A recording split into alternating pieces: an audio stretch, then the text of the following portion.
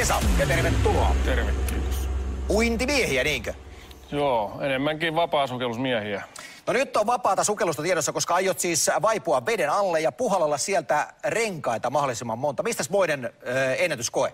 No, tää on tullut tätä harrastuksen kautta lähinnä, että vapaa sukellusta ja sitten kun pitkiä sukellusaikoja, niin aika käynyt pitkäksi pohjalle ja sitten yllättäen ruvennut kuplia puhaltelee sinne ylös ja sitten huomasi, että rinkula tuli. Vähän niin kuin tupakoitsijoilla näitä savurinkuloita, niin sitten siellä rupesi vaan enemmän kokeilemaan ja sitten yllättävänmoisen määrän sain, niin sitten tämmöistä ennätyshommaa sitten tekemään. Kuinka pitkään sä pystyt olemaan siis tavallaan yhdellä henkäyksellä siellä veden alla? No aikoinaan tuli reenattua sitäkin, niin 3 minuuttia on mun ennätys, että kerralla veden alla, että...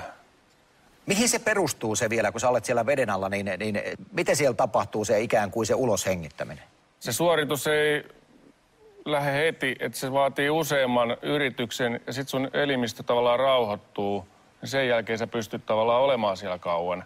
Että et sä pystyt tolleen, että jos sä veät keuhkot ilman ja hyppäät sinne, niin voi sanoa, että se on 15-20 sekuntia, sun on pakko tulla, mutta sitten kun harjoittelee, sit elimistö rentoutuu, niin sit siellä pystyy olemaan. Esa Suuronen!